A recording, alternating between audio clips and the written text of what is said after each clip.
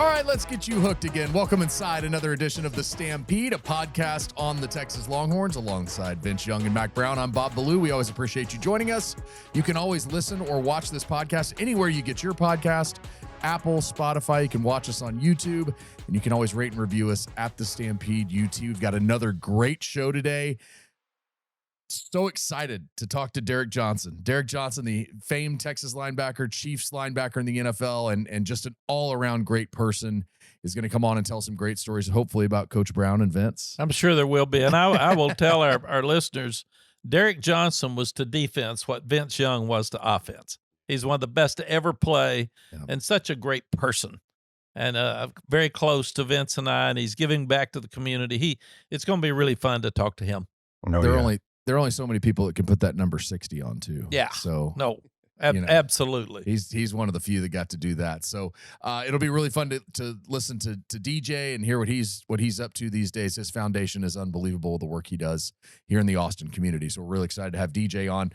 You guys were both at practice last Thursday, and then we obviously had the football fan day, whatever we're calling it now. It's no longer really a spring game, but did get to see some plays, some 7-on-7, some 11-on-11. So we'll get your takeaway from practice as well. And then we'll get back into the NFL draft again. It's NFL draft week. Michael Taaffe is in our spotlight this week as we get ready for all. I just can't imagine the excitement these guys feel after working so hard for all their lives, but really the last 22 years, but especially the last 3 months to get themselves ready for this weekend in the NFL draft. So we'll get into all of that. Before we do that, though, we always like to start with something that's usually it's just something that Mack or Vince has put on social media because it's kind of fun. You guys can go look at it. Or you. Yeah, exactly. Yeah, well, yeah. Your golf experiences are really fun to watch. So we always love doing that. And Vince and I have to watch yours. You just don't put them on social exactly. media, but you send them to us with a little smile on your face. Like, where are you? Yeah. Don't be trying to blame it like me and Coach the only one having a good time. Oh, yeah. Yeah. I've never been to Bandon Dunes, so let's don't go there. Exactly. Let's not talk about that. I see why you keeping it down low. Yeah. Yeah. And Vince, did he not have your number? I didn't get an invite. No, at all. Hey, I promise you the guys would love it if y'all came out next year. I think Bob took about 12 guys, and you and I weren't on the list. So we wasn't even like the caddy or nothing? No. We weren't the Uber driver. That's like my one humble brag I get a year is getting to go to Bandon Dunes. So you guys are both invited next year. I'll make sure you're on the list. Let me write that down. Yeah, write that down. The date. Put that down. Let's make sure that's recorded. We'll keep this show. Yeah, record that for sure. Yes, I'm with you. But you had a great run in. I know you get to see him quite often in and around Austin. But Dillon Panthers famed coach Eric Taylor is what a lot of us know him as. And then before he went to East Dillon, obviously, and then he got Michael B. Jordan as his quarterback and the whole. But if you watch Friday Night Lights, you know what you're talking about. If not, Kyle Chandler is a good friend of yours, and you have a really cool story about him too, about the way that whole.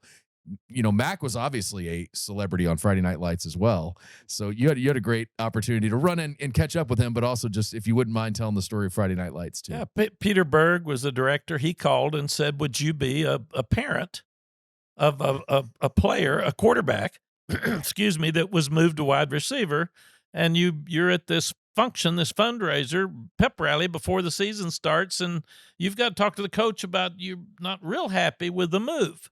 So I go, and they have clothes for you, and then they say, listen, there's no script. And I said, what? They said, no, there's no script. You've been around a lot of parents. I said, oh, yeah. No, I got 36 years of parents griping about their son not playing, so I can do that without a question.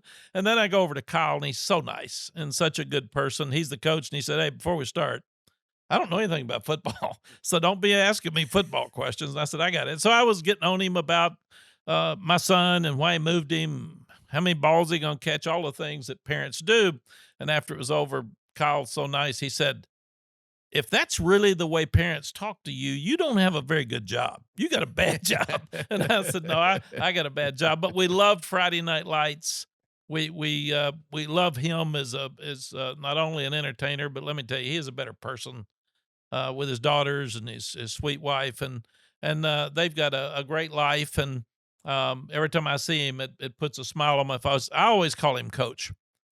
He's a coach just forever to throw now. him off a little bit as he gets in there. But he's a great person. I did not get a call back after that show. It was the That was a one-time epitome of they said keep your day job. So that was my I thought you did a my good job. first and last movie. That show was such a kind of like, it became like a cult classic hit.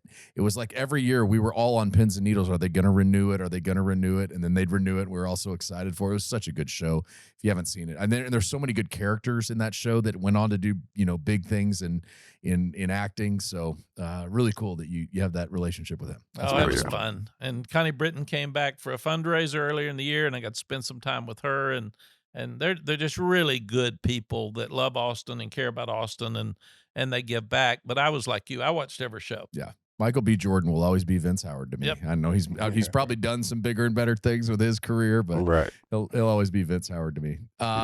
Vince Young, you got to experience practice with Sark and the guys in their last week of spring football last week. Both of you were there. Vince, what were some of your really strong takeaways from what you got to see with the guys last week? Well, first of all the older guys that was there got great hair. Like, you know how y'all talk about me. So Michael Huff, even Fozzie got a little gray hair. All right, but you know what that does to my hair. Yeah. So I don't have any dark hair. You've got some gray hair, and because of you all, I've got no dark hair. So it's all gray. It's So like it all President works of the together, United States. Yeah. No. So we all got on each other's nerve and also made each other happy at the same damn time.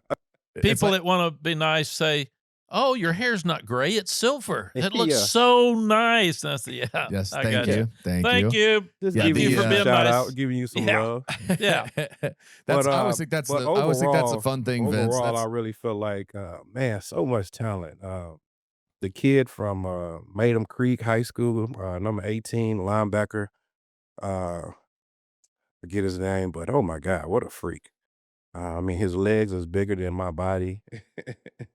I mean, they just had a lot of talent. I mean, I had to enjoy watching KJ throw the ball around, throwing some deep balls.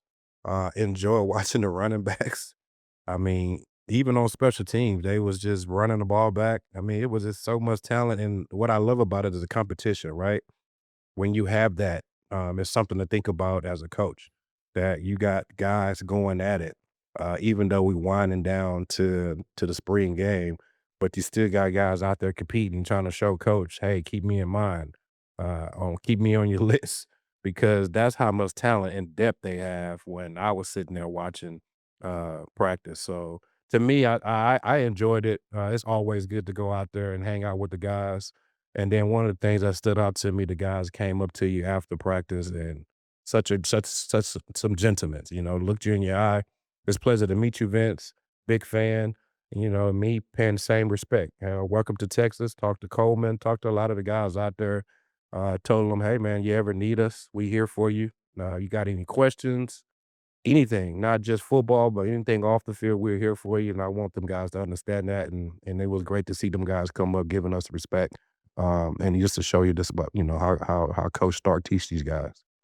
I don't know that you can put better emphasis on something than that and how important that is in the culture. Some coaches don't bring former players around. Some coaches don't think that side of it's important. Sark has put so much emphasis on the culture being good, but when you also have these guys like Vince that want to come back and do these things, Michael Huff, Michael Griffin, Fozzie Whitaker, all these guys are around, Jamal Charles is around. I think it's really important for these guys, not just because these guys were great players, but because they set the foundation for what was so great when you got here. And then on the way to the national championship, they established a culture as well. They've already done what all these other kids want to do. Yeah. I want to be you. I want to get there. So how do you get there? What would you do different than you did when you were in college? What do I need to be doing different to not only win at the highest level here, because everybody wants to win a national championship, but to get to the NFL, and especially on draft week? And it's just it's such a valuable asset for Vince and those guys to be out there, because those kids just they just are going to come up to them like a magnet and ask them. ask them hard questions. And Vince and the guys are so good to go out there and be around and take pride. And there's a tremendous pride with ex-players in this program. Tremendous pride. We also had a Letterman's function out at Topgolf on Friday, seeing so many of the guys out there, and it was a lot of fun. And they're just talking about this play and that play and when they played and what they did, and some of it's true. You know, Vince, we said some of the guys don't remember exactly how they played. They're a little better now every year, and that's it. And I did tell one of them, we do have video, You're right. so be careful here. Let's We got don't go too far. receipts now, baby. Or Sally always says the memory's a strange thing. That's not the way I remember it, but it's good. But Ricky Brown does a great job with the Letterman, and it's fun. I applaud Sark for having something for fans, especially the fans Vince has talked about before that can't afford to get a ticket or can't buy a ticket because they're all sold out. Yeah. Or can't travel to an away game, and they want their kids to come and wear a Texas jersey and be down on the field. And the players were so gracious to sign their autographs and after they're tired and a tough practice and all that. And I applaud Sark for doing that. A lot of people have quit it. Yeah. During COVID, people had to quit that kind of stuff because of touch and feel and communication, and a lot of people didn't go back to it. Some now refuse to sign autographs because of their agents with NIL. So it's gotten tougher because a lot of the agents will say, I'd rather we can't get money for you signing if you just sign them for free. So our world's changed. Yeah. But Vince has signed so many young children's autographs and taken pictures. They signed autographs for them that's something they've got on their wall at home. They'll remember the rest of their life. And it's something to me that football programs owe back to their fans and to the community, and I thought that was really cool. And to a point I heard Sark make after the scrimmage, the fan day, one of the things that's kind of special about it is all those new players, all those new faces, not just the freshmen, but the transfer guys too, get to play in front of fans at DKR. And you've got to have some kind of experience of just seeing it, and because obviously game days are a lot different come the fall. But I think that was a great opportunity too. Vince, I want to go back to some of those skill position players at running back and wide receiver that you got to see. You know, it's kind of the same thing. A ton of new faces. You think about Malik Brown and Hollywood Smothers and Derek Cooper in the backfield. You've got some new guys. Obviously, Cam Coleman's the big name at wide receiver, but new guys coming in like Jermaine Bishop. What were some of the takeaways you had from the skill position guys? Wow. Well, Bishop, oh my God, this kid don't want to get off the field. I mean, he was just running around all day, just enjoying being a Texas Longhorn. And I love that because when you have a kid like that, is still hungry, but also what I've been hearing from a lot of the guys that he's smart. He's embracing just learning, gravitating, working hard. I mean, as a kid at that age, you don't really get that. You know, it take probably a year or two for them to really start understanding what's really going on. But this kid is out there just smiling and catching the ball and making plays and enjoying the atmosphere of being a Longhorn.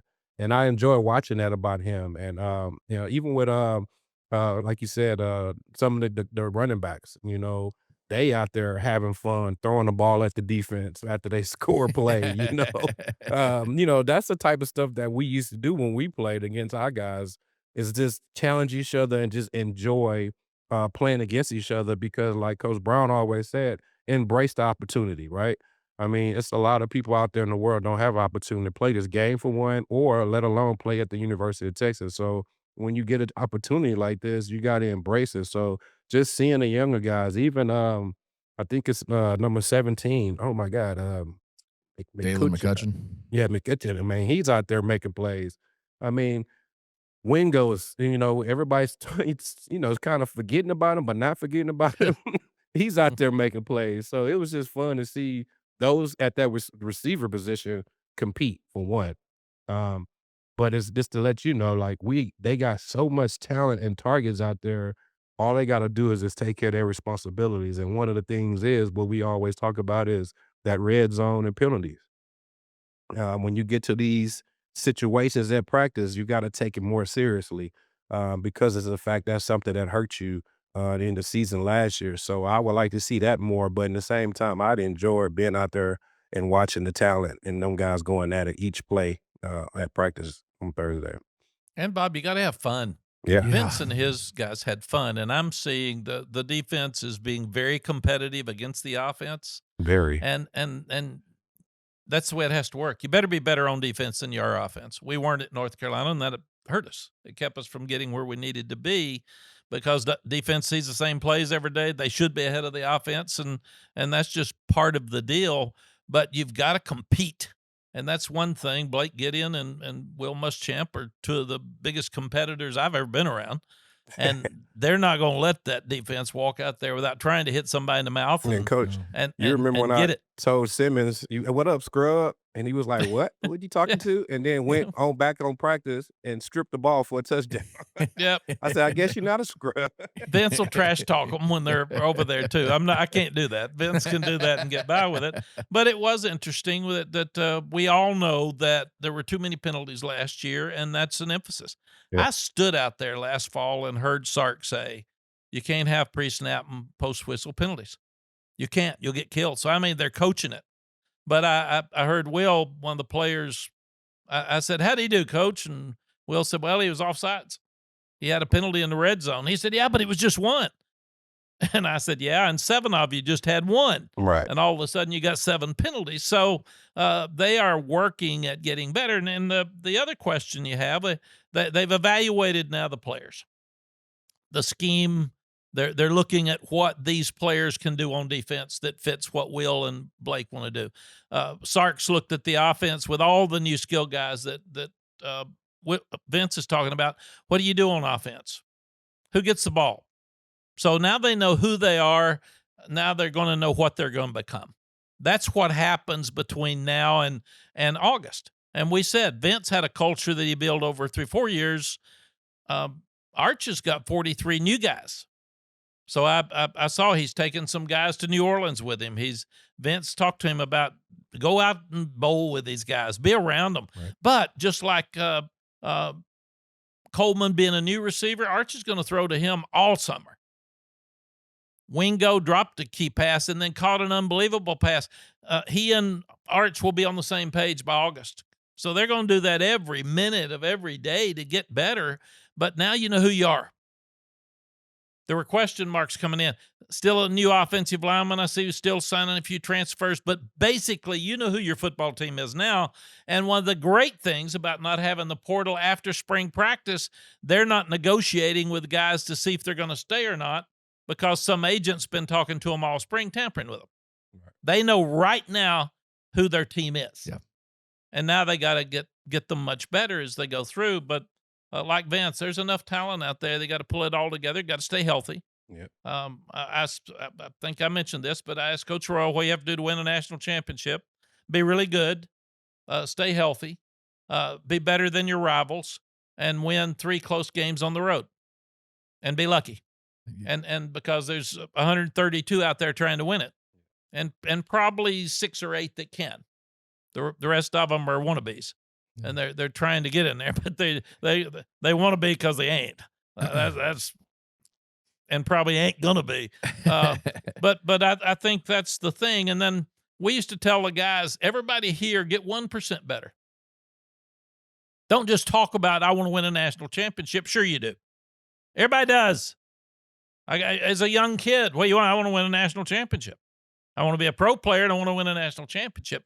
It's the step that you take to get to be the best you can be that helps you get there. So be a better team guy and get 1% better.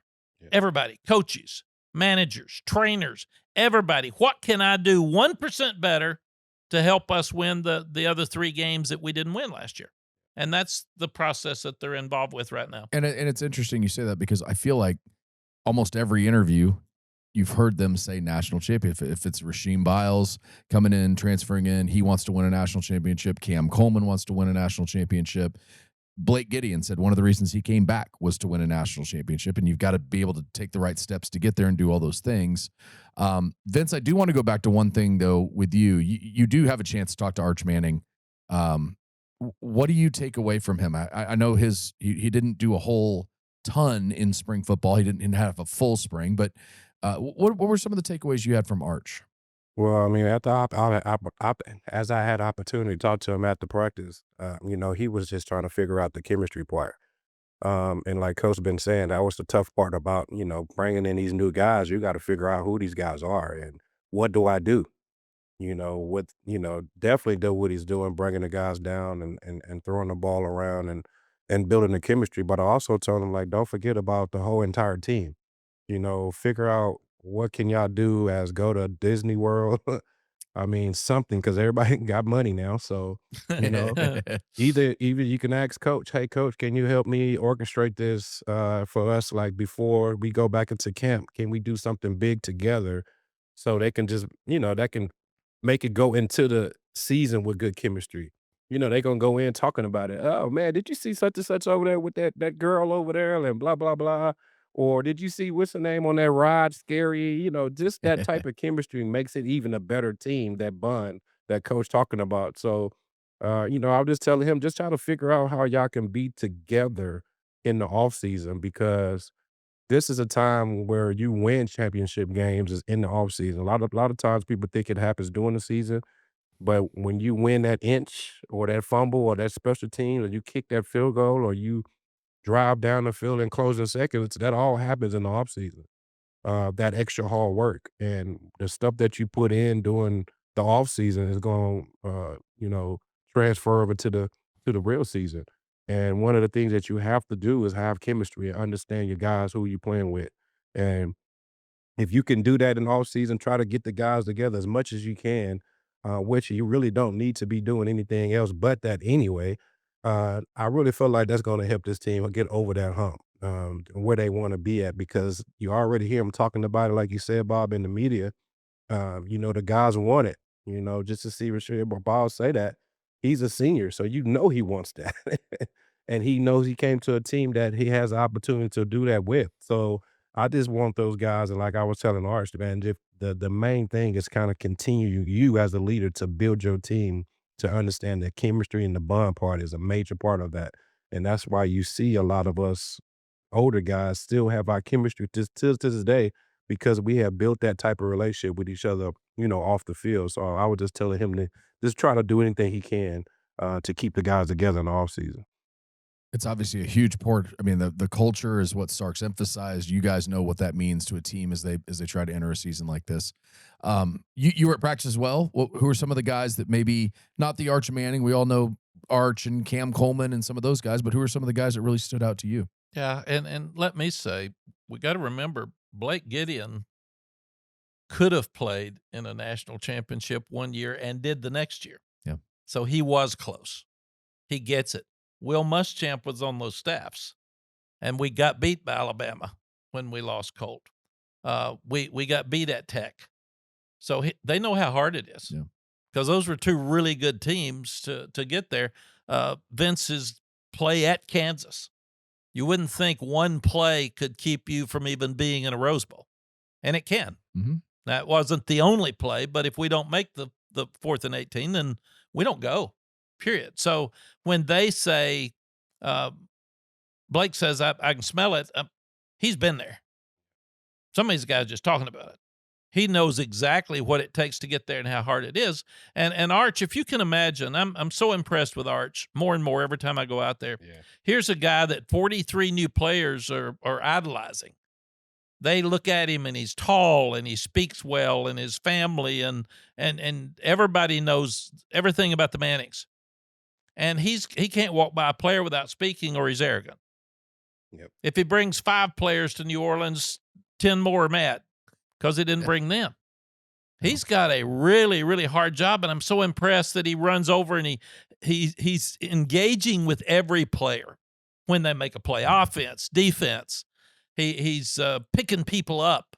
So I'm really impressed that, as Cooper said, he's grown so much. He's grown since I saw him last August. Right. A lot. It's a different person right now, and he'll have a different demeanor in the Ohio State game this year than he did last year. Oh, yeah. A few guys that stood out for me. I want to watch the linebackers, the 2 new ones. because it's a new scheme and 2 linebackers and you're thudding most of spring practice. A lot of times you can say, oh, he's going to be really good. I want to see it. I want to see that. Will and the secondary coaches are going to bump a lot more. They're going to be really aggressive. So the Bomasco we mentioned last week is really aggressive, good bump player. People talking a lot about Cade Phillips. Oh, yeah, I was about to say that. Same thing. You get up and around, and you've got a Colin Simmons, but if he's your only pass rusher, they can chip him, they can double team him. But people are talking about Lance Jackson. So Lance has got to step up and be as good as Colin was last year, so they can't double team Colin all the time. And I'm really impressed with that defensive front. You've got Alex January, a lot of people are talking about. You got Hero Canoe that we've talked about. But Ian Gifford, we recruited at North Carolina. He's out of Atlanta. He came from Arkansas. He's a big body in there. So those guys are going to be able to stop helping the run as you go. And like we said, now Will and Blake know who those guys are. They really do. And Vince mentioned it, but Jermaine Bishop jumps out. Yeah. Now, Cam Coleman, you can't walk out there without watching him. And I've been impressed that he's not a showboat. He doesn't He's a good kid. slam the ball. He does his business. He's a very smart, team-oriented business guy. And I'm impressed with he and Mosley and Wingo are going to be really good. They won't, and then you add this young guy in there just to let him go play. That's the best part of this, right? Yeah. Now Jermaine Bishop, Dalen McCutcheon had a good year last year. Sterling Burkhalter transferred in from Wake Forest, and Sark's been praising him. That's 6 guys that you've already mentioned just like that. Yeah, so one of your best one gets tired, you may put a better one in. It's fresh. That's just the way it is. Depth. I know that. They got depth. And we recruited Smothers at North Carolina. He's out of Charlotte. So I've known a lot about him in the past. Very impressed with the young guy from Arizona State, plus Cooper. I mean, freshmen can play at wide receiver, and freshmen can play at running back. And especially when you come in January, Vince can tell you, if you come in August or even June, you haven't been through a spring practice, you haven't been through a semester of college, you haven't been through the offseason, the nutrition program. These guys have been through all of that, plus they've been coached in spring practice. And you made a point, Bob, that's really important. I wanted to see those young guys in front of people in the stadium. It's a different feel when you leave that practice field and come to the stadium and play. Oh, yeah. I mean, when you walk in there, you feel game, man. You feel like it is game time. Nothing and you got defense. eyeballs on you. And some people, I hit balls better on the driving range than I do in the golf course. So some people practice better than they play. So it was great for the coaches to get to watch these guys in quote, as prime time a position as you can have in spring. And just to that point real quick, it was interesting. Sark said a couple weeks ago, KJ Lacey only gets better as the moment gets bigger, which is something you want out of all your guys. But he really did love that about KJ Lacey. Okay, we're going to take a break. When we come back, we're going to have Derrick Johnson. But before we go to break, we all know that to win a national championship here, you have to beat Michigan in a bowl game the year before to do it, right? So, I mean, Texas is on the doorstep again after beating Michigan in the bowl game last year. And Derrick Johnson did that. At least for 55 years. At least for 55 years. But you have a great DJ story that I think, as we've talked about all these freshmen, Tyler Atkinson, Vince mentioned, Derek Cooper, you mentioned Jermaine Bishop, all these guys that we keep talking about. Freshmen can play their first year. You know that better than anyone with Derrick Johnson, right? Yes. First, I go see Derrick Johnson play in Waco, and he makes 30 tackles in a high school game. I could have left after the first 4 tackles, but I was enjoying watching him play. He's the most dominant linebacker I've ever seen. He is an absolute freak, and he's the perfect person. He's so nice off the field and will knock your head off in that 4 hours on the field. That's what we always said. You wanted a really smart guy that you was deacon in the church that you want your daughter to marry that was angry every time he walked on the field for that 2.5, 3 hours. And that's what Derrick is. So at that time, we'd only have 4 guys maybe coming in January, but not many because it wasn't happening at that, didn't have early enrollees. So Derrick came in August or June. He had summer workouts. We couldn't work out with him. Coaches couldn't be around him. So we didn't know what he was doing or what he had. And he played about 235 probably. So we go through 3 games, and I'm watching him in practice, and he is all over the place. and I love Carl Reese. We lost Carl this year. Mm. And I told Carl, Carl, why aren't you playing Derrick Johnson? Doesn't know what to do. I said, he does know what to do. See ball, get ball, knock guy down when you get there. He does that every day in practice. And he says, he just doesn't know what to do. And I said, well, make it simple enough he knows what to do. And I said, I want him starting Saturday. And he says, Coach, we got 3 really good linebackers. I said, that's fine. If you need to play those 3, then put him in and take somebody else out and play 4 linebackers. You're right. I don't care. I want him starting. And he started every game after that for the rest of his career and was 2-time consensus All-American, Butkus Award winner, Nogurski Award winner, and a first-round draft pick. So everybody will enjoy listening to our friend Derrick Johnson. It's going to be Waco. He's such a great person. I love that. He's such a great person. When he gets on the field, it's like it's a different human. And Anthony Hill was that way, right? That's what they said. Anthony Hill, see ball, get ball. That's your freshman year. You go do that. He did that well. Derrick Johnson did that pretty well his freshman year as well. You make the scheme simple enough to pay the best players. That's what you do. Oh yeah, it makes sense. That's good coaching. coaching. Great stories. That's good I remember coaching. getting them. I remember playing Kansas City in the lead, and I'm at the line of scrimmage going through my cadence, and he acting like he's about to blitz. In the middle of my cadence, I'll stop. I said, "Don't you come through here, boy. We're gonna tear your butt up." Everybody get to laughing at the line of scrimmage. That's knowing too much. I just knowing too much. He laughing. That's like this is the fun of the game right there.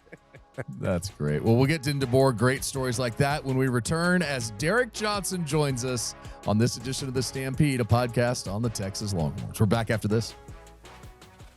Texas has some of the highest property taxes in the country, and if you're a property owner like we are, you know it hits harder than a blindside sack. That's why every winning season starts with the right playbook.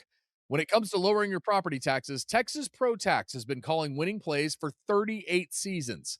They're the #1 defense against soaring tax bills, the kind of defense that stuffs rising values at the line and sends them back to the locker room. Do your homework before you just let any firm suit up for you. I've looked at the stats, and Texas Pro Tax doesn't just win, they dominate. We're talking big gains, deep passes, and the kind of tax-saving drives that make your wallet do a victory dance. While the other firms are warming the bench, Texas Pro Tax is driving the field, breaking tackles, and putting up game-changing Texas-sized tax savings. Stampede listeners, your minimum fee is waived. No flags, no fumbles. Visit TexasProTax.com, sign up and enter code STAMPEDE to join the winning team, and finally put your property taxes on the bench. All right, welcome back to the Stampede, a podcast on the Texas Longhorns alongside Vince Young and Mack Brown. I'm Bob Ballou. We always appreciate you guys joining us. And as you can see, if you're on YouTube or about to hear, if you're listening on Spotify or Apple or wherever you get your podcast, Derrick Johnson is joining the show. I mean, you guys know DJ for a million different things. He was a legend at Texas, Nogurski Trophy winner, Butkus Award winner, National Football Foundation, College Football Hall of Famer. He went to the Chiefs. He's their all-time leading tackler. He's an author. He's got the Defend the Dream Foundation, which I would assume maybe you'd say you're most proud of that more than anything else and what you've done there. But DJ, we just want you on to tell stories about Mack and Vince. That's our biggest. We need to hear some great stories about these two guys. Right. So we're wrapping up. DJ, I know you get opportunities to do some stuff, but to see Mack and Vince doing this and get a chance to reunite with them again. I know you guys get to see each other a bunch. How much fun is it to get to see these guys and what they're doing now? Well, it's always good to be around Coach Brown or to talk to Coach Brown, especially Vince as well. These two have won a lot of games for me. And vice versa. Vice versa. But I'll tell you what, man, better people. So that's why the relationship has lasted a long time and years to come. And it's good to see these two together. When these two are together, this is it's success going on, some winning going on. Trust me, I know about that. Appreciate it, brother. Yep. Derrick, when we were at Kansas and it was 4th and 18, did you think Vince was going to make it? No. You know what? I honestly, I did not. I was just like really stunned that that we were in a game with KU at this time. You know, everybody Right. plays us. Everybody plays us really hard. And I tell you what, we're going through the game, and eventually something's going to happen. You know, we'll get up on them, and it just never happened until it's like 14-18. I'm looking on the sideline. I'm thinking, hey man, we got to be wise. Something's gonna happen, and of course, coach calls the perfect play and says, "Be wide, go back, and then fake like you passing it and take off." You know, man, I tell I you can what, that was a game that really stuck out, and we made a lot of people mad that day. There's yeah. no I question. can tell you Yeah, to this who day. I can tell you who never got stuck in the mud like Nick Reed did on 4th and 18. Oh no, Derrick Johnson never got stuck in the mud like No. that. Oh man, Reed, Khalid, Vince all broke them both guys. his ankles. He was and I was cussing Vince for running because we had to throw it to make it, and I said, "No, Vince, no!" Oh my God, good job, Vince. Great job. Great job. First Pat down. me on the back First and the down. helmet. Yeah, that's what boy, I'm glad you ran. Oh, Oh, my man. goodness. And then But- Derrick, you didn't hear it, but I was standing there, and Vince looks at me and says, "Hey, Pops, you want to go score now, or you want to go to overtime?" I said, "Hey, smart aleck, Yeah. go win the game." Like, come on, coach. And he did. Let Booby spin, baby. Hey, And then he hits. that is classic Vince. I don't know if people know this, but obviously his number was 10 and mine was 11 at the University of Texas. So we were right by each other. Right. Even though I was on the other side of the ball. So before the game and after the game, I was by him. So I tell you what, his demeanor never changes. I mean, we can have a small game or a big game. You talk about being loose. You talk about being confident. Be wise, the guy. You just hang your hat on and say, "Hey, just go win it." Oh yeah, my brother. That was the fun part about being around Waco because he just did everything right. So, and then go out on the football field and just lose his mind. Get fumbles, Absolutely. all kind of stuff. And Vince, he can hit a golf ball for a linebacker too. Uh-oh. You can see quarterbacks hitting We're gonna golf bring balls. that Not in many the conversation linebackers. today. He's got a I'm smooth getting swing. better. You know what? I'll probably be saying that for the rest of my life, but I'm getting better. I am Yeah. really, really getting better. It's crazy to see how many guys are playing golf right now. Love it, man. It's addicting. It is. It's DJ, addicting, let me baby. ask you about that because it's a really interesting point that Mac brought up. We all know how great a guy you are. I mean, you do all the things you're doing in your life, everything that you've done to get to this point. You've always been such a good person. How do you flip that switch when you go on the football field and I mean, it's like you're a totally different person when you put that uniform on. How do guys do that? Like, what is it that gets inside of you that lets you do that? Yeah, you know what? I wish I can give you a perfect answer, but I'm still trying to figure that out. Because right now I am off the field and I'm so calm mannered. I mean, somebody cut me off the other day. My wife was in the car and she's talking. I'm like, oh, it's cool. You know, it is what it is. You know, but there's something about transforming. If you want to be the best, when you're on the football field, it's a way to be relentless. It's a way to let your personality show. It's a way to be violent as much as possible. And I was pretty good at it. I'm long. I can run. I can jump pretty high, and it goes well when it comes to getting after running backs or getting after quarterbacks. So Yeah, you Yeah, were better than exactly. pretty good at it and jumped pretty high. You were great at it and jumped real high. Right. Derrick, why Texas? You could have gone anywhere in the country you wanted to. And I remember Oklahoma and A&M and everybody, because you weren't going to go far from mama. Yep. I mean, I knew that for sure. But so we had us a circle, but that circle had some really good teams. Why'd you choose Texas? yeah, oh man, that's a great question. I chose Texas because I wanted to be remembered in the state of Texas for something great. And having that Longhorn, having that brand attached to your name, Yeah. it's one of those things you can't take away. It's something that'll live for a long time. And the tradition at Texas is so rich. I didn't even know as much until I got to the University of Texas. But obviously, Mack Brown being able to be the head coach there, being able to be a great recruiter. Let me tell you this, but I'm already a Texas leaner. Like I wanted to go to Texas, but you got to do some recruiting too, right? But being able to talk to my mom and really motivate her and inspire her to say, "Hey, I'm going to take care of your baby boy, just like you would take care of." I tell you what, after we walked out of your office. my mom didn't want me to take my rest of my visits. She's like, you know what? I love your mom. Let's just let's just park it here. I'm like, let me. I know Texas is going to be there. They coach told me they're going to wait for me. They're not going to, take away my scholarship. Let me go on to other visits just to have my fun and whatnot. And she was like, okay, all right. But she right after she talked to you, she was like, let's do it right now. So I knew I loved your mom, and she's really smart, and she She do is that. definitely All a right, one of the sweetheart. biggest honors you can have at Texas is to wear jersey number 60 in honor of Tommy Nobis. Tell folks about that conversation you and I had and what that meant at that time. yeah, being able to be at the University of Texas as a linebacker, 60 is a prominent number that that kind of solidifies you as one of the greats. That solidifies you as, hey, you're big time when it comes to playing the position of linebacker. And some people wear it throughout the whole season, and or their senior year or whatnot. I did not do that. I chose to wear it on the senior night against A&M and had a great game. And I tell you what, to wear Tommy Nobis and him to be alive at that time and to watch that, I talked to him a few times before that. Being a great linebacker at Texas and being able to have a relationship with him, I thought it was awesome. It was really cool. It looked a little different on the field. It made me look a little bit bigger. But I tell you what, it was awesome. Like I still have pictures to today, and it's a story and a conversation starter that other people think is really really cool. Yeah, What that was. DJ and Vince with to be the first group to ever go to a Rose Bowl Mhm. at Texas, be the first group to ever play Michigan in a Rose Bowl at Texas, and then to win the game like we did. You guys tell our fans what that moment was like as a player in your lives.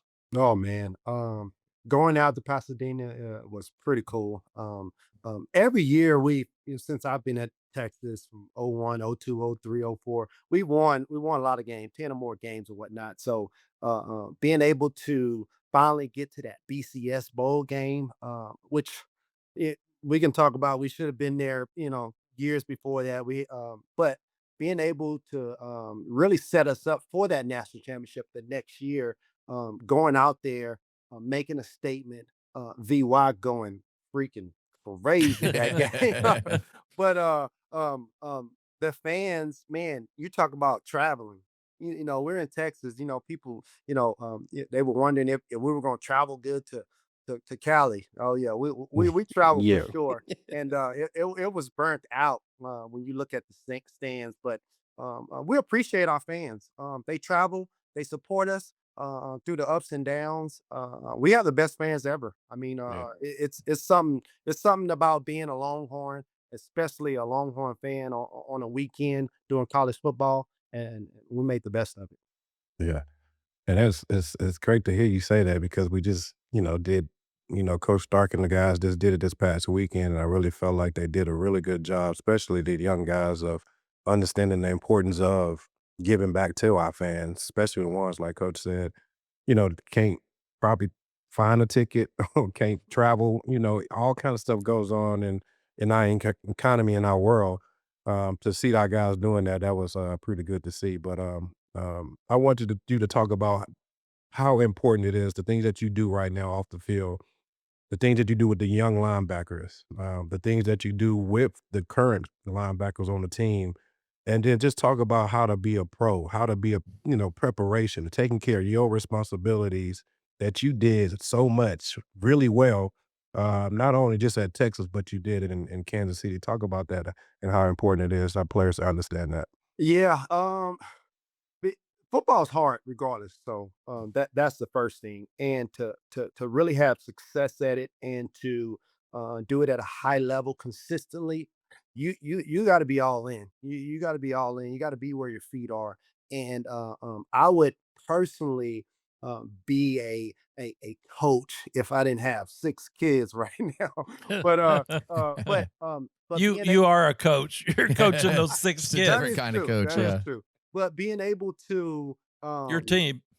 being able to really give back in a way that, man, I have a lot of experience and wisdom when it comes to playing just the linebacker position and being able to have high schooler guys in the area in Austin and teaching them the ins and out of playing linebacker, giving them linebacker training, and actually personally training the current guys that's up there now for the last couple years. That's what I've been doing.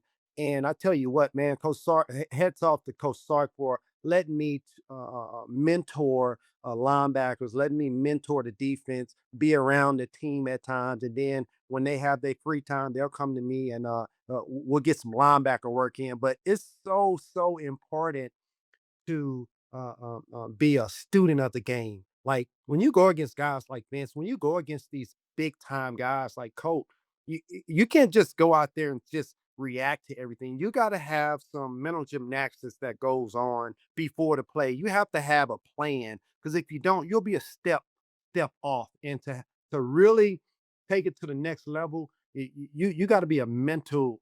You got to the mental aspect of the game has to show up and you have to practice in that way. So I really hone in on the mental aspect of the game and just how to make plays. I was a big playmaker when I played, and it wasn't just automatic. There was some mental things that went on to allow me to anticipate plays and to make a lot of plays throughout my career. Correct. You did This that is on the top level. absolutely. This is draft week. I had 36 of them as a coach. I didn't have one as a player. You two were sitting there this week being told you were number one draft choices, but you're never sure where you're going to be drafted. So from both of you, tell the fans, what's this week like for a draftable player? I say it's nerve wracking a little bit, just because think about it. When you were a little kid, this is all you wanted. Like literally, when you were a little kid, they say, "Hey, what do you want to be when you grow up?" I want to be an NFL football player. And honestly, regardless of how good you were when you were small, it's kind of far off. It's like, yeah, okay. Everybody wants to be a NFL player, but to actually make it happen and actually be a couple of days away from making that dream come true, I think it's not only not only do you have the ability and the skill, but the belief system has to be there, right? You got to believe in yourself. And we believed in ourselves, and to actually not just go to the NFL, but to be a first round pick, man, that's really big time. Once you sit back and think about it, but it is nerve wracking because you don't know where you're gonna go. You don't Yeah. know what the teams are talking about. You don't know where you're at on their board, but you just know God's going to make your dreams come true really soon. Yeah. And And what did it's you do on draft day? What did I do on draft day? Yes, I remember. John Bianco and I were talking about you yesterday. Say that again. What did you do on draft day? Oh, on draft As day, you're sitting there anxious and nervous, you didn't go play golf? no, I did not. No, I wasn't into golf yet. I should have. That would have got my my mind game. off of it. I tell you what, I was at my mom's house, and everybody was there. I mean, family, friends.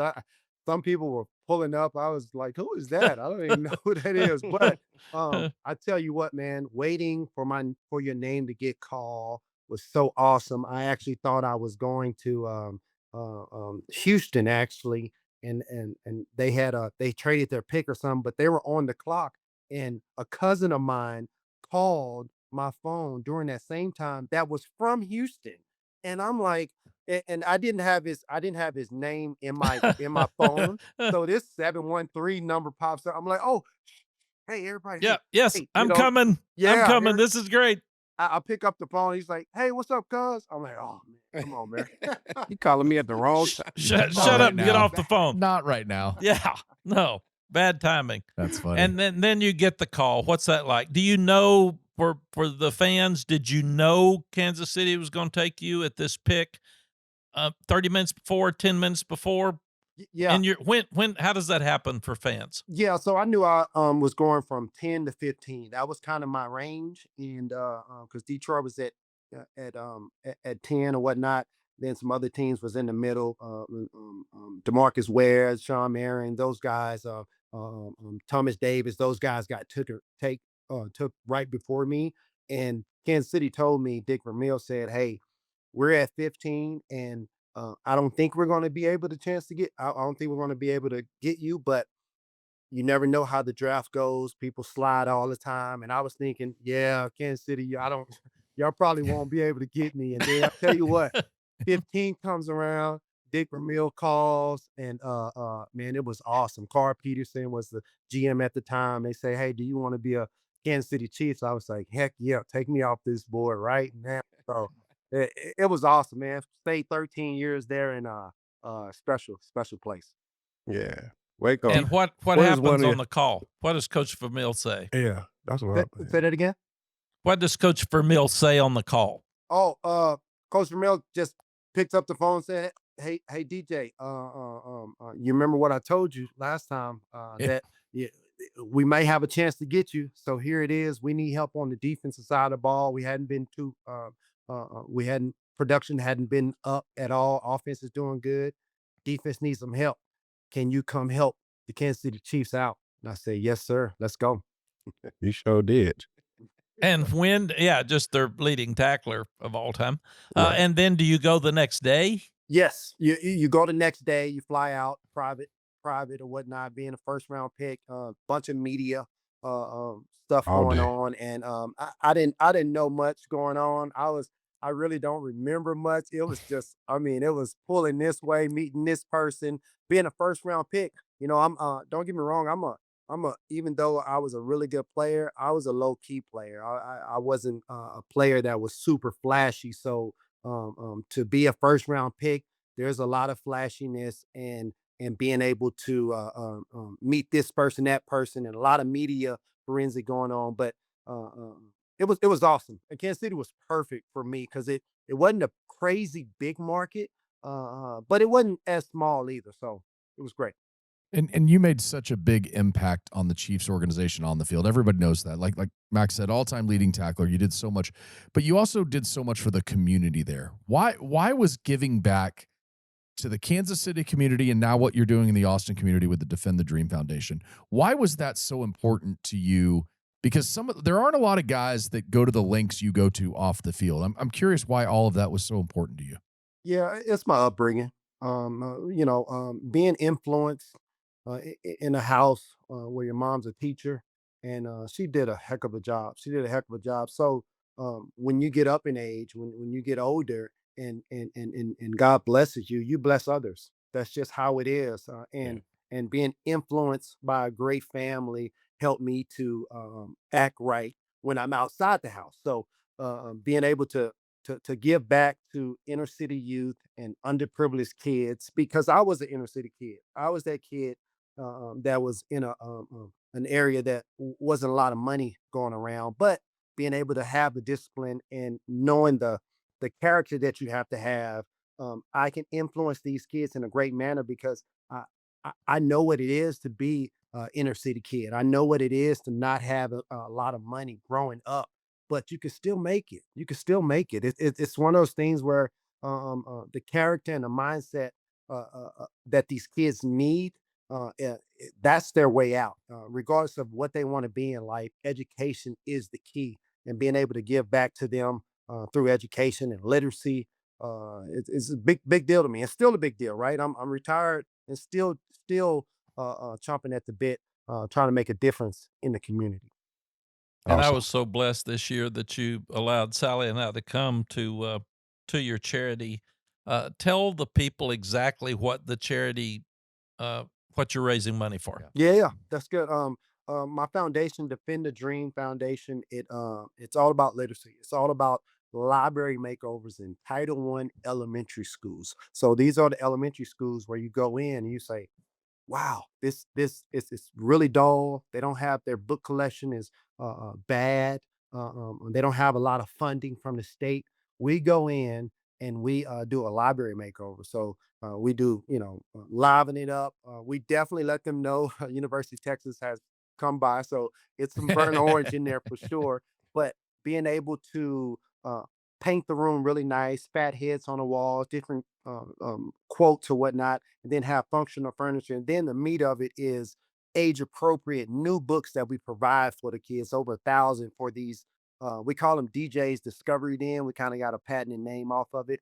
But being able to refurbish these reading oases. These are $50,000 mini capital projects that we do, and we have 8 right now in Austin, about to go to 10 this summer. Then in the fall, it will go to 12. Like it's something that's really helping out the community, and it's all about the kids. That's what I love about it. It's all about the kids. Beautiful. Them young What was it puppies. like playing against Vince in practice and with the Chiefs? He was talking about you, acting like you were blitzing him, telling you, Remember at "Hey, the back line of off, scrimmage, I man. was Keep your mouth Blue shut." 20. Hey, check number 11 right there. But man, it's a joy. Like I didn't know that Vince didn't change when he got to the league. Like when because obviously I was right next to him at University of Texas and at the Longhorns and I saw how loose and fun Vince was. I mean, I'm sure Coach, you can attest to this. I mean, he loosened everybody up with his demeanor, and he gives you a confidence when you're on the field, not just because he's going to make plays and he's tall and can run. It's because of his demeanor and his mindset before it actually happens. But we actually played. It, I think it was in Kansas City. Yeah, Yeah. Kansas came to Kansas City, and I actually came to the line. I'm faking a blitz because I'm the quarterback of on my side, and he's obviously the quarterback on his side. But he's I mean he's literally like, oh Waco, you ain't blitzing, man. He's like winking at me like, what's up Waco, what's going on? I'm like, dude, I'm literally like, I'm probably about to try to tear your head off, but what's up, BY? What's up, man? But it's cool, man. I have a picture of me grabbing VY, a good grab, but it looks like I'm about to take him down. And I tell people all the time, like, I actually did not get him on that play. He slipped for it. Hey, that's too much information. Just keep the picture where you're grabbing him Thanks, DJ. and say, 'cause "Yeah, I Coach got old always hating VY on me here." on That's the it. show, man. You know what I mean? He All acting right, on my last basketball question. skills. Yes. Appreciate Don't it. talk about basketball skills. We don't want. Derrick, did you ever play basketball with Vince? I've seen him. Yeah, I've seen him.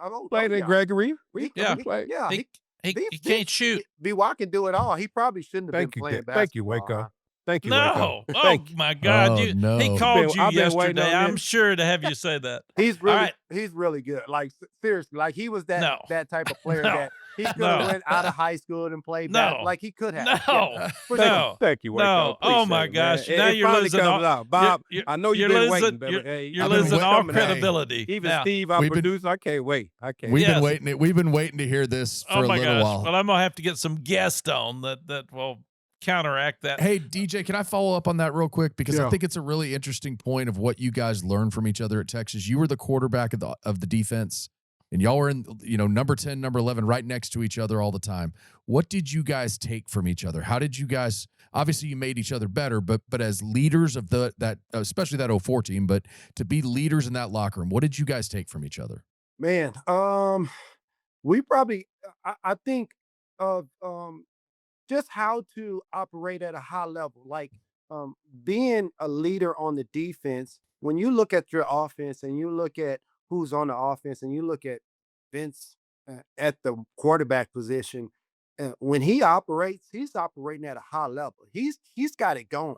So when when it's time for the defense to get out there, and if you think you're a war winner type of player, or you're the leader when it comes to the team or on defense, you got to match what the offense is doing. That's why it's really good to have good players around. Like they help other players play better. Like if you're a really good player, you have to do your job so well that it helps somebody else. That's what football's all about. If you just think about that, if you can do your job really well, it's going to help the person next to you. And Vince was the best at it.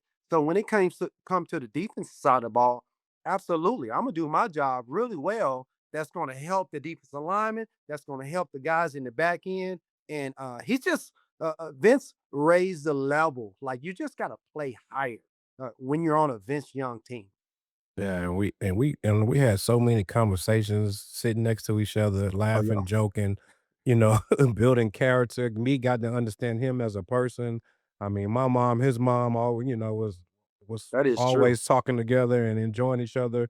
I mean, it was just a brotherhood, and even after that, I mean, just continued to this day. Um, he was just as a person, just to me, just motivated me. I mean, when we was going through a situation at halftime, I'm looking at DJ like, "Come on, bro." You get your side, I get my side. Let's go, baby. Yep. And we had these conversations because it's what we've been talking about, Coach Brown, is about that chemistry, that bond that we had. And like DJ just said, as I'm motivating him, he's motivating me Yeah, he to go lied do for what you. I need to do as player, as a lead on the offense side of the ball. Yeah, So and just to add to that, that has nothing to do with the coaching staff, right? That has nothing to do with Coach Brown. This is a player-led team, and I'm glad that Coach Brown allowed that to happen. Say, hey, Yeah. hey guys, we're going to assist you being coaches, but you guys got to take this baton. right. All right, Yep. let's go back to halftime then at Oklahoma State. We're down 35-14 at home. Why did you guys win? Man. How can you be that bad? Fans are mad at you. Everybody's down. How in the Everybody. world? How'd you do that? You To mad at tell us. fans. I wasn't real happy with you, but I didn't yell at you and I didn't cuss you. You know what? You know what? Coach, obviously, I'm sure he was mad. We were underachieving at that time, especially the first half. But Coach did come at us a certain way that gave us confidence. So I appreciate that, Coach. That's actually a time to come in there and rip everybody, and everybody would have been like, "Okay, we get it." But it was 35-7 to be. We Yeah. scored right before half. Mhm. 4 And I'm seconds. thinking, goodness gracious, like we gotta figure it out. And defensively, man, second half we made some plays and Yes, especially got you some when turnover. Yeah, you went and walked him down to yeah, show the heart when what's the name broke and yeah, he broke just about 10 tackles, and you went and walked him all the way down and stopped him. I think I'm on the 1 yard yep, line, and they didn't yep, even score. Right? yep. That's That's the exactly. dedication of a leader that we had on our side of the ball that helped us win that ball game. Man, so those are plays like that on the defensive side that you need. And then Vince and the offense looking like, hey, here we go. Like you feed off of each other. This is a game that, offense and defense and special teams, we got to play together, especially when you're down that much. A Right. lot of things have to go right for you to catch up. And I tell you what, Coach Brown told us at halftime, guys, I think you said, I think you said something about a score, but the score, you Zero get, zero. yeah, you was going to say 42-35 or 35. something We're like. gonna win, yeah. That's Yeah, what it's and we going to be. was like, nah, that's not good enough. That wasn't near good enough. 49 unanswered Yeah, to win that game 56-35. and the Soldier Boy dance that I did in Oklahoma State was boy, that really got you all excited. We were down 35-14 too, so I had to quit doing that for sure. That's Man. That the was shoulders, worse baby. than that was worse than Vince's shooting. I'll say that. My dancing was worse than Vince's shooting. Last question from me. You've got 6 children. Wow. Brittany's wonderful wife. Vince and we talk a lot about Vince being a father, and tell parents out there, the Mannings, Cooper Manning was on. We talked about how the Archie and Olivia have raised those kids. How are you raising your kids? Help families out there. I know that's complicated. I had 4. You got Yeah. 6. I tell you what, What's the key for families? Give us a little yeah, I'll do parental that. advice Yeah. here. I tell you what, being a dad of 6, and being a husband, this is something that's at the top of the list when it comes to priority. And being able to be intentional, being able to take your pride out of it, and actually give the kids what they need, not what they want to hear, but to help them to. The biggest thing about being a parent, you want to influence your kids in a way when they get out of the house that they're influenced in that manner. They can handle themselves. They can be better because of what you taught them in your house. Especially when it comes to boys. I got 1 girl. I got 5 boys. So the girls. I'm still weirdly trying to figure it out. She's only 5, but Yeah, well, Man, good luck. yeah, I know, right? I'm still trying to figure it out, That but changes when she's 16 too. So, by the way, but I tell you what, it's so rewarding being a parent. I'm enjoying it. No parent is perfect. No kid is perfect, obviously. But being able to work together and being able to love that kid by what you tell them and how you raise them is the biggest deal. And I tell you what, man, it's hard. If it's not hard raising kids, then you're doing it wrong. Okay. If it's not hard, then you're doing it wrong. You have to have some sacrifice in you. You have to get dirty at times. You have to get inconvenienced at times to make sure that the kids, the well betterness of the kids flourishes after they leave your house.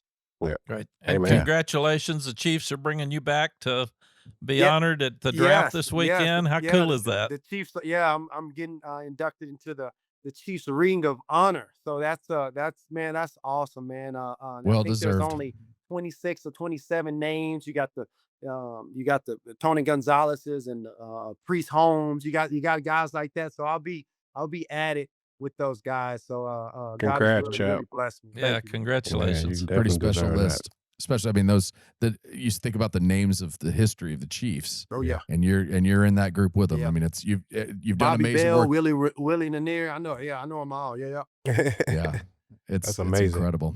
Congrats, brother. DJ, thank you for taking the time. I know all of us really appreciate everything that you're doing in the community, but we appreciate you taking some time to talk football and talk Vince and Mack and give us some good stories on these guys. We need the dirt.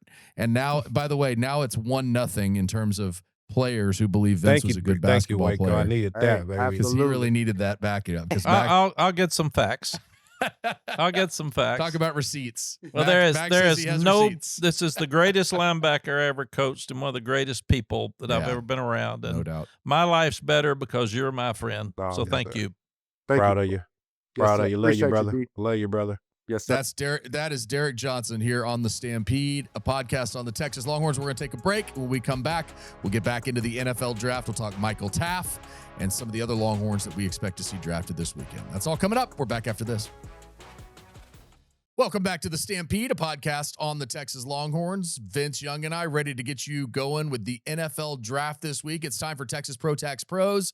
When it comes to lowering property taxes, Texas Pro Tax has been calling winning plays for 38 seasons. And as a Stampede listener, when you sign up for Texas Pro Tax, your minimum fee will be waived. Just go to TexasProTax.com and enter the promo code STAMPEDE to join the winning team and put your property taxes on the bench. All right, Vince, let's get into more of the NFL draft this weekend. Our final profile is one of the best Longhorns maybe to ever put on the jersey in terms of his love for the game, in terms of what he accomplished while he was here. Came here as a walk-on, earned his spot.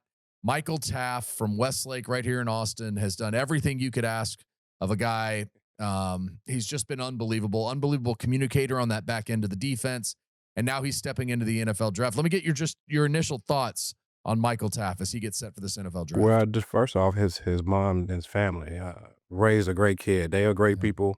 I enjoy getting to know them over throughout the years.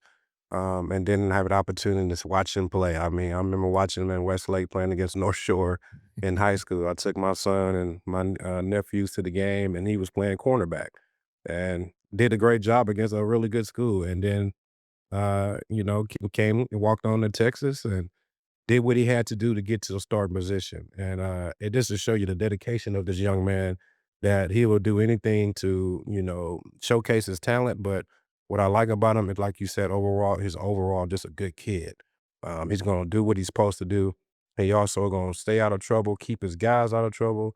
And he just loved the game. And one of the things that I loved about him when he wore the tie to represent the young ladies who passed away in the flood, man, that just to show you what type of person it is. So these NFL teams need to raise that stock up a little bit because they know what they're getting out of a guy like him. Yeah, we were at SEC Media Days for that. That was really special when he did that. Yes.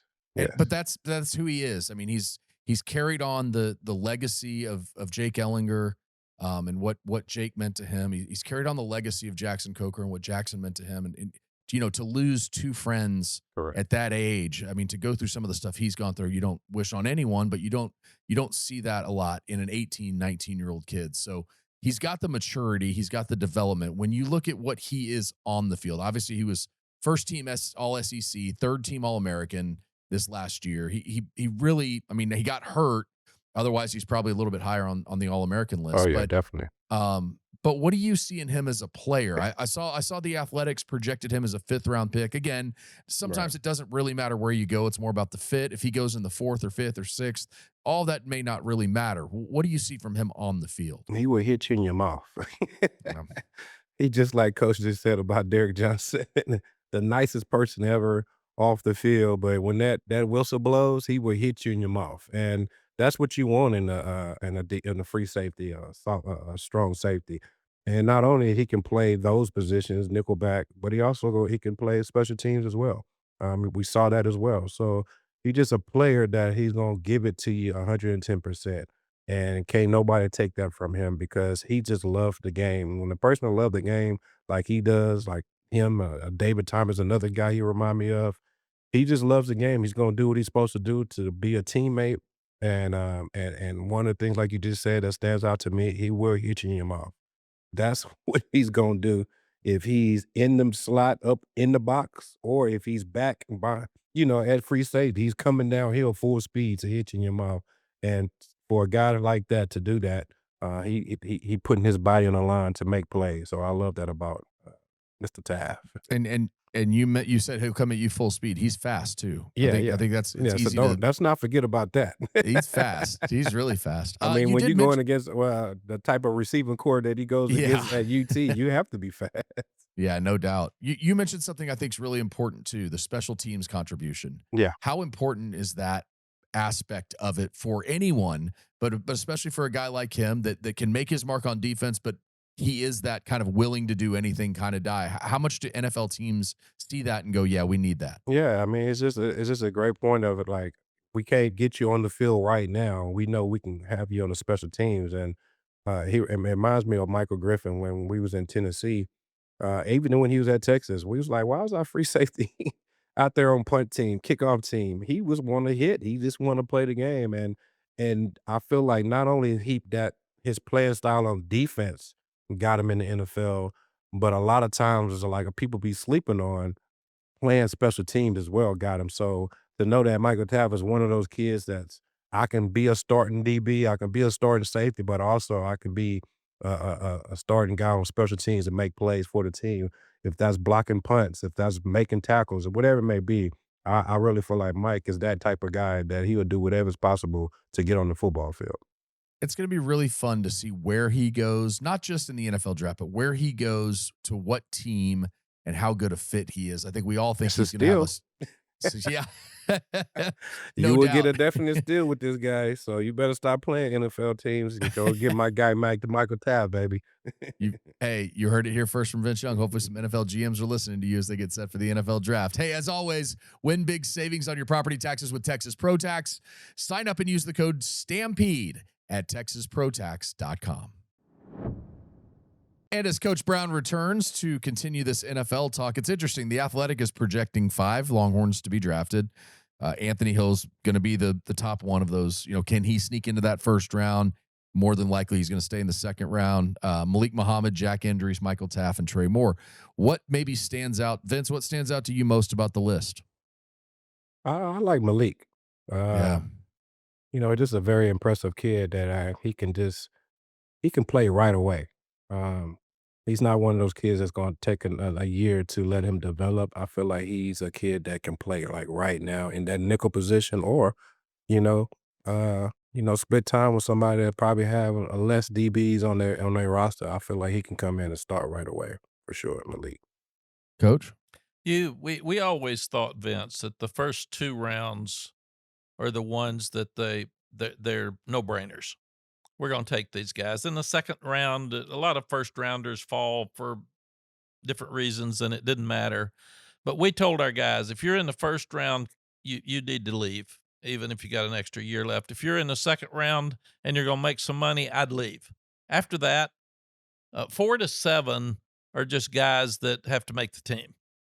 And then you get a lot of the free agents, which is where the draft really gets complicated when you've got a guy that fell out. And some would rather be free agents than be a 7th-round draft choice because they get to choose their team. Sure. But that's when the head coach has to get involved and try to help with your scouts and your assistant coaches get guys placed. And the teams that win the most are the ones that make the best decisions from 4 to 7 to free agents. Yep. And then you look at these guys like who can vote against Michael Taaffe? Yeah. And he is a walk-on, had no chance to play, and Right. ends up being All-American. So if he is drafted low, who cares?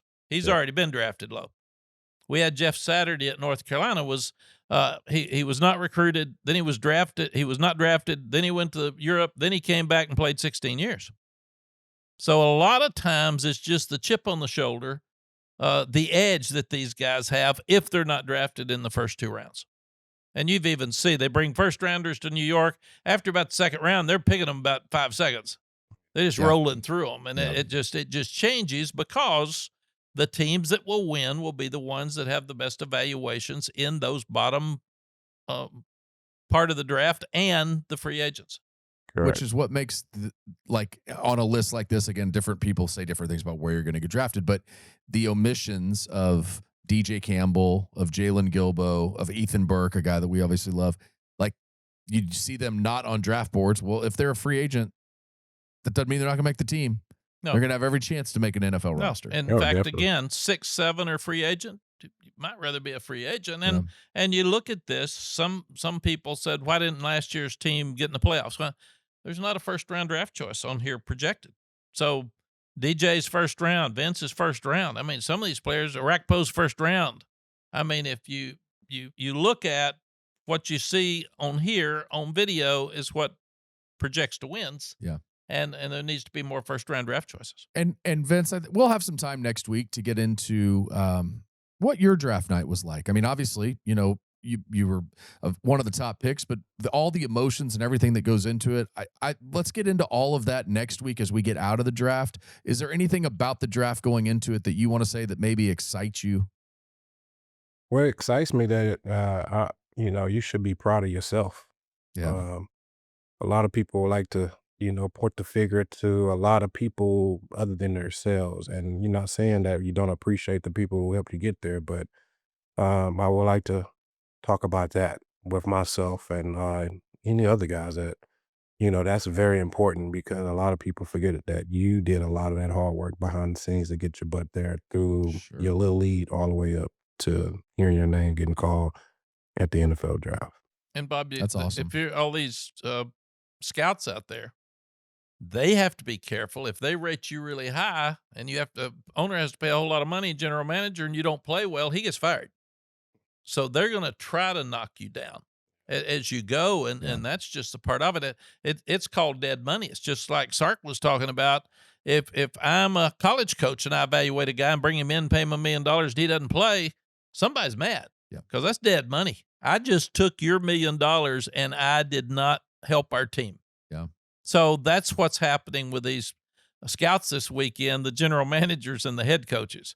And the head coaches, the general managers, some of them fighting over who they're going to take, which gets tough too. Find every flaw, and then when that flaw comes out, you go, see, I told you. Yep. I had said that in my report. I told you that's what was going to happen. Well, this has been great stuff. I mean, from top to bottom, end of spring for Texas football, Derrick Johnson on the show. You guys reliving some memories in the NFL draft. This is fun. This was good stuff today.